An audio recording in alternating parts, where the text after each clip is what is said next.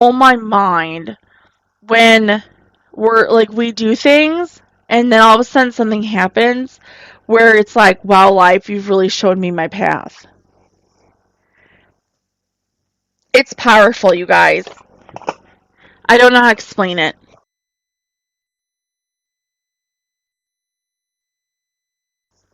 I mean, it's pretty inspiring to sit there and see things happen before you, and then you build a friendship with somebody, or you build a relationship, and you grow from that.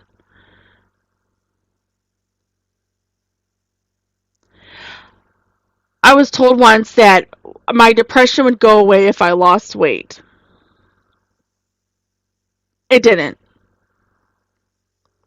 I was skinny, but still had self-conscious issues and self issues. You got to work on yourself internally. You got to feel for yourself and look at yourself and say, you know what? I deserve a better life. I deserve to be happy. I deserve to go through hardships and know that it's going to be okay. And then I don't have to people please everybody anymore. And the next podcast, I'll have some about, overcoming people pleasing. Because let me tell you, it took me years to finally sit there and say, I don't want to do something just because you want me to. No. Or I'm not going to have this anxiety attack because I feel that you're not, looking at me like I'm not good enough. And then I feel like I'm not good enough, so I'm going to have a panic attack. Because maybe I'm not being good enough. Your mind goes, oh my gosh. Just not what they wanted me to be. Well, who cares? To me personally, Jesus knows who I am. He knows my strength. He knows where I need to go. Not a human body. And that gives me strength to walk my own tune. To finally sit there and say, I feel good walking my own tune now. Because before I would question it over and over again. And be like, I really want to walk this own tune. I was raised to do things independent, but then whenever I do things independently, I'm told that how dare I do things independently. Yes, my mom would tell me that. Be a strong girl, Katie. You got this. Oh, don't do that. You're just trying to push me away. The irony of it, of being wishy-washy and being put back and forth. That's the reason why I said I have the hardest time making decisions. To be honest with you, feel like ADHD is not genetics in me. It's literally just how I was raised. Because trying to focus and trying to do things is hard, not only for just myself, but also because, the pressure of what other people put on you. Or you put pressure on yourself, think what other people are putting on you. And that causes anxiety attacks on top of that. So we're about to end this podcast, and I'm going to end it on a good note. How to overcome it. Well, you kind of don't, but you can control it. You, no one else. By either putting a box around you, so I put an imaginary box around me when I'm feeling pressured. I will step away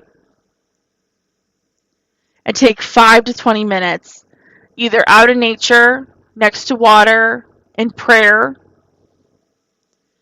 doing dishes.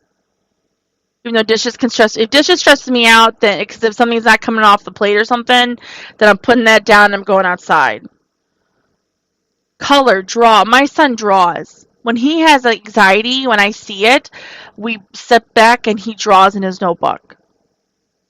Art is a great healer for that. When I feel like I'm having a panic attack or something, I will talk to myself and say, why am I feeling this way? I don't talk to it out loud, you guys, because I know people probably think I'm crazy. I talk to myself all the time, but internally I'm talking to myself of why I'm feeling this way, and I break it down into like a diagram. and my mentality, like a mental outline, because outlines make me at peace. And then sometimes I just got to go through it. Sometimes I got to go through not breathing. Sometimes I got to feel that heart race to know that, number one, I'm alive, and that I feel this thing, and that I know that I have to be aware of my surroundings. And that I got to be more aware of things and slow it down.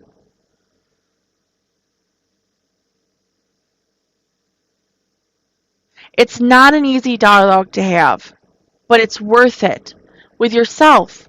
Because you are you, and you deserve happiness, finally. We all deserve happiness. Doesn't matter if we have a narcissistic parent. Doesn't matter if we've been abused. You're a survivor, number one, if you've been abused. Own it, because some people have not survived it. Either by their own hand or by somebody else.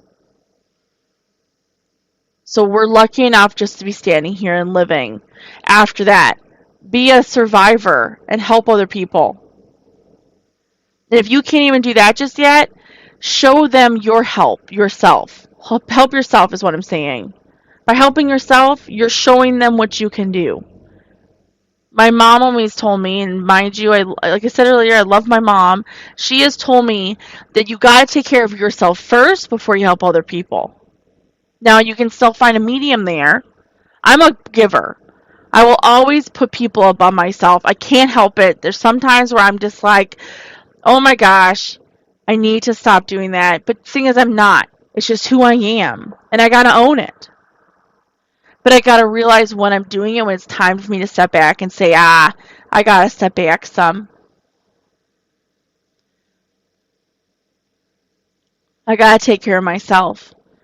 I can't go over there just yet to photograph for you guys. I got to take a shower. I got to get clean clothes. I got to take care of my son, make sure he's hygiened and everything.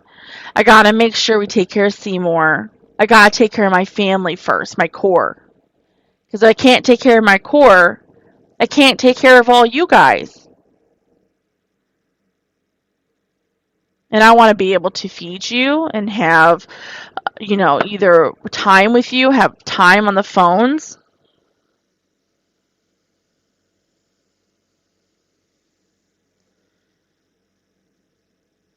It takes a lot of work to be you. It takes a lot of work to be us all together. One step at a time. But what an honor it is to be able to help each other out. What an honor it is to realize that, hey, I have anxiety. I'm going to sit there and say, hey, I'm looking in the mirror and say, I have anxiety. I'm going to either let it run me or it's going to run itself.